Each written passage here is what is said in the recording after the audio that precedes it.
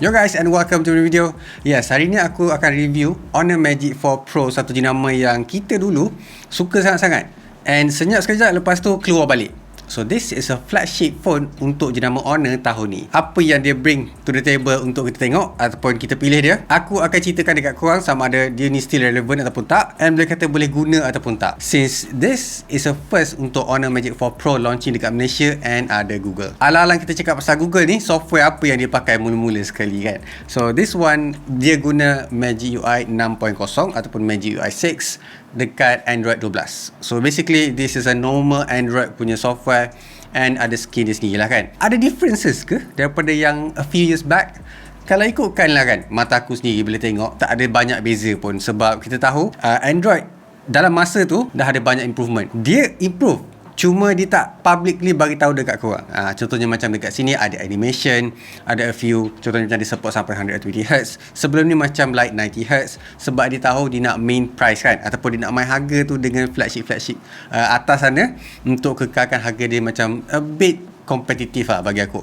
So this software boleh kata legit Android 12 dengan support Google Play Store, and actually korang boleh tengok sih dia memang pakai apps daripada Google, contohnya macam Google Maps, Google Duo, lepas tu apa calling tu, messages lagi. So semua benda core punya usage untuk Google, sistem Google actually ada dalam Honor Magic 4 Pro.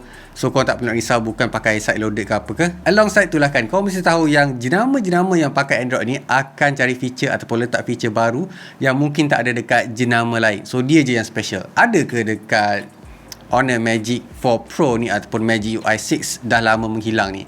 Actually yes, dia memang ada. Contohnya macam dekat sini dia ada multitasking window dia sendiri, so that boleh tukar dengan secepat mungkin dekat mana je korang berada. And then kalau korang tahu personalization tu, kalau ikutkan bukan lagi baru kan, tapi Honor actually dia memang update juga dengan Magic UI dia kali ni. So memang dia dapat personalization tu kalau korang suka. Lepas tu obviously dia punya software akan lagi smooth bila pakai 120Hz tu. All the animation, all the pop-ups, all the movement, switching apps, semua benda dekat sini untuk pengalaman aku sendiri memang akan rasa smooth. Akan ada a few lag tapi tak adalah macam konsisten sangat. Cuma dekat sini aku rasa Honor sendiri tahu yang multitasking dia tak berapa nak broader sangat ataupun luas sangat. Contohnya macam kalau korang buka banyak apps, ada apps yang tak boleh nak kekalkan dekat bahagian belakang.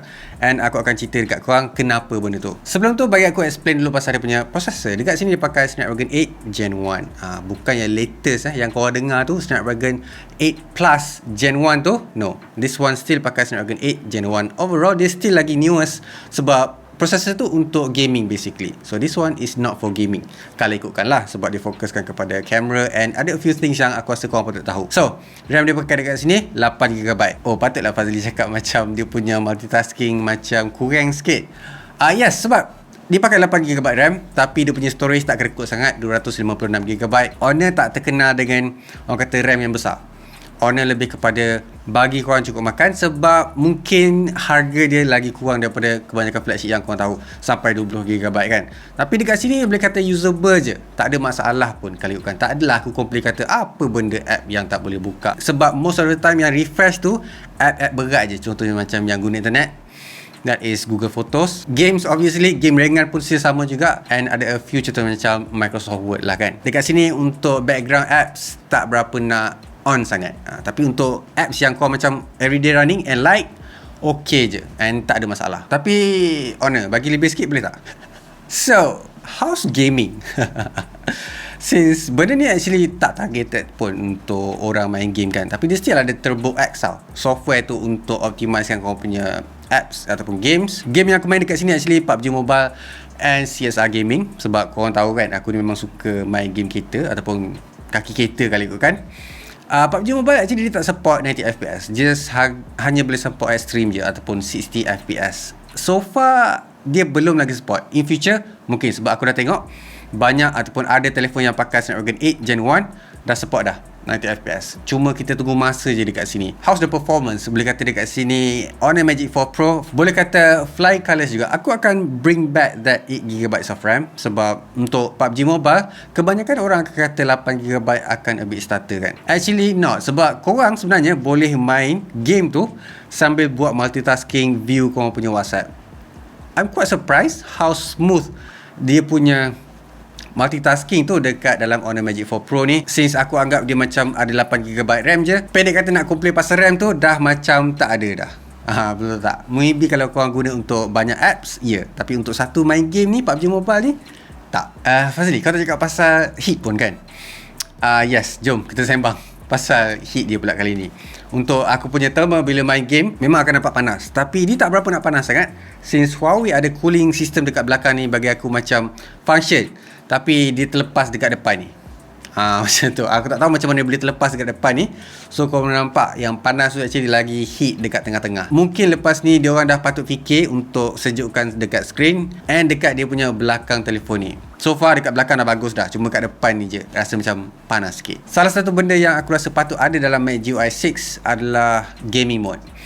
Kau jangan salah faham, dia memang ada Turbo X tu untuk boostkan dia punya performance dalam Snapdragon 8 Gen 1. Cumanya dia tak ada mode-mode yang ada dalam telefon lain.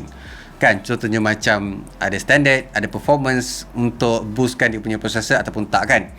And dekat sini pun tak ada mode-mode macam ubah suara, tengok temperature, tengok FPS, tak ada. So, aku tak tahu kenapa Honor masih lagi belum buat benda tu dalam telefon ni.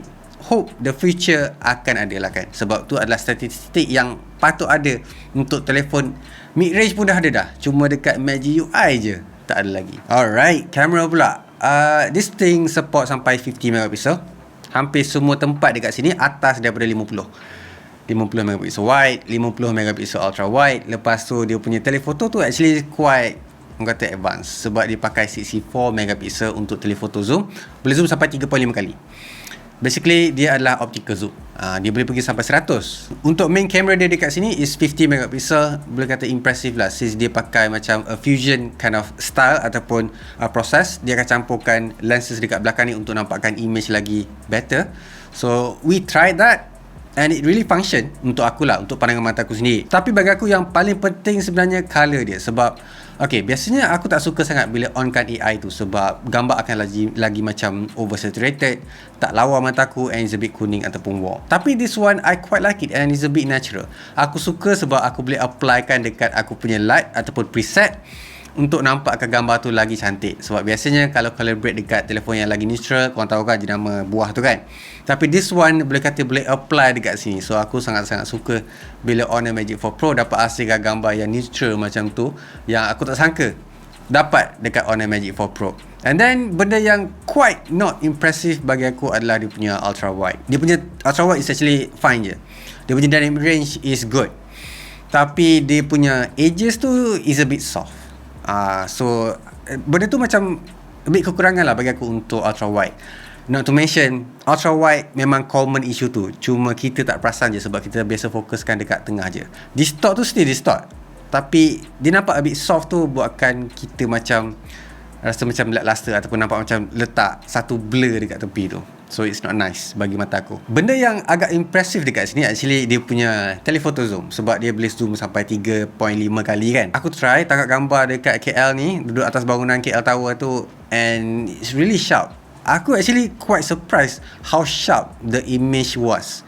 So bila kau tangkap tu, bila kau zoom, banyak, there's a lot of detail dalam gambar tu. So 64 megapixel with 3.5 kali zoom memang function sangat-sangat. And dia punya fusion lah kan. Maybe aku akan explainkan dekat korang dalam next video. Dan benda yang tak berapa nak surprise sangat, dia tak pakai OIS dekat lens diorang kali ni. Yes, kalau kau nak tahu, Honor daripada dulu lagi tak pakai OIS. Dia just pakai EIS. Still nampak bagus di mata aku. Tapi kali ni dia break the rules, sebab dia pakai satu OIS lens ataupun OIS sensor. That is dia punya telephoto zoom tu. Aku baru tahu bila aku tengok, stabilnya untuk these lenses kan. Mustahil dia tak pakai. So bila tengok, checks out, memang support OIS dekat dia punya telephoto. And the video still nampak nice lah kalau pakai yang 50 megapixel tu. Aku cuba untuk buat follow up dekat dia punya video pakai telephoto, looks good and stabilize properly. Dia tak nampak macam jitter sikit. Ada satu benda yang aku nak complain pasal dia punya app camera ni, sebab dia actually dekat video tak ada option untuk tukar dia punya resolution. So kalau korang nak rakam 4K, kena pergi dekat setting. Lepas tu kalau korang nak tukar balik, korang kena pergi dekat setting juga. Why owner tak bagi that option dekat sini. So aku harap diorang boleh fikirkan lah macam mana nak letak kan. Sebab benda tu bagi aku macam penting sangat-sangat. Alright, cakap sikit lah pasal dia punya bateri. This one is using 4600 mAh.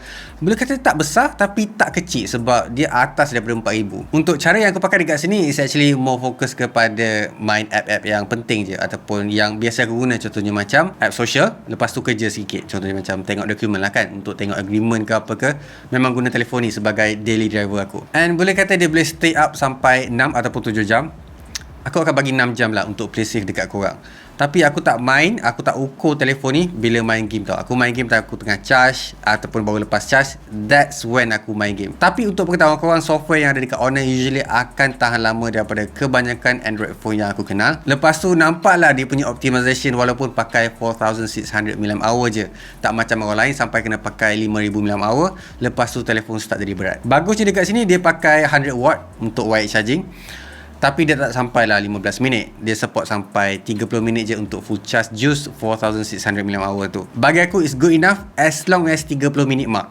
Atas daripada 30 minit akan rasa slow sikit walaupun kau pakai like contohnya macam 90 watt ataupun 100 watt. Impressive juga dekat sini, actually dia support wireless charger dekat belakang 100 watt juga. Cuma kau perlu beli asing lah. Tu je lah. 100 watt wireless charging tu bagi aku is actually quite awesome. Dia orang pandai actually tarik perhatian aku sebab dia orang tahu aku memang suka pakai wireless charging instead of wired charging kan. It's a feature yang kita memang nak sangat-sangat guna. Alright, puas cakap pasal dia punya specs, dia punya software and dia punya hardware. Sekarang kita cakap pasal punya screen dekat sini, that is 6.8 inches ataupun 6.81 kalau tak silap aku.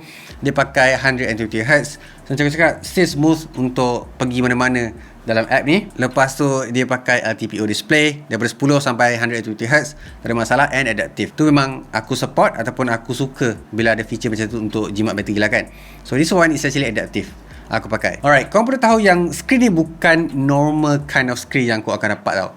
Sebab benda yang pertama kau akan perasan adalah dia punya ujung-ujung ni ataupun bucu ni is actually macam buculess. Make sense tak? Sebab dia tak tajam tau. Tapi dekat lain ada juga yang tak tajam, tapi yang ni is a bit soft ataupun terlalu bulat dekat bahagian bucu dia tu. Lepas tu dia punya curve is actually sangat-sangat curve. Dia tak macam curve yang biasa ada dekat Samsung Galaxy S22 yang tu macam curam sikit. This one is a bit panjang. Ada orang suka and ada orang rasa macam pelik sikit bila ada bucu style macam ni ataupun lembut macam ni. Tapi untuk aku sendiri tak ada masalah. Benda yang mungkin korang jarang dengar dekat Honor adalah dia punya screen is actually pakai OLED. So this one is support OLED screen. So lagi terang and color accurate.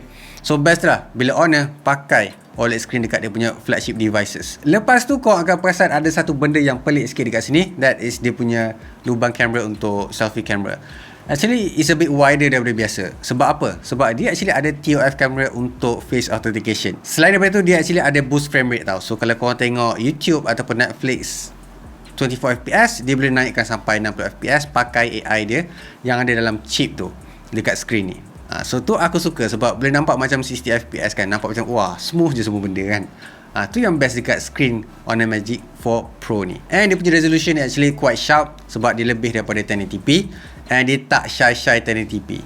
Tu bagusnya yang ada dekat telefon ni. So what's the verdict? Apa conclusion yang kau dapat? Benda best yang kau boleh bagi tahu and benda yang tak best. Yang tak bestnya dekat sini cuma dia tak ada gaming feature yang aku nak. Contohnya macam apa yang ada dalam Xiaomi, ada dekat dalam Samsung, tak ada dekat dalam Honor Magic 4 Pro punya software in terms of gaming lah kan. And then dia actually tak ada software yang sesuai untuk buat widget. Contohnya macam WhatsApp ke, Instagram ke kan, TikTok ke. Telefon lain actually banyak tau widget-widget dia. Tapi dekat Honor Magic 4 Pro ni dia punya Magic UI tu tak banyak. Kenapa?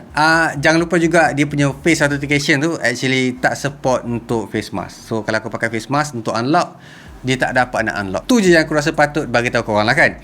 And ada benda juga yang aku suka, contohnya dekat sini, this phone feels really solid tau. Tak ada flex. Dia punya finishing, dia punya kemas tu, quality tu memang ada dekat sebuah flagship daripada Honor. Last but not least, telefon ni memang dah tersenarai dah. Boleh pakai 5G connection.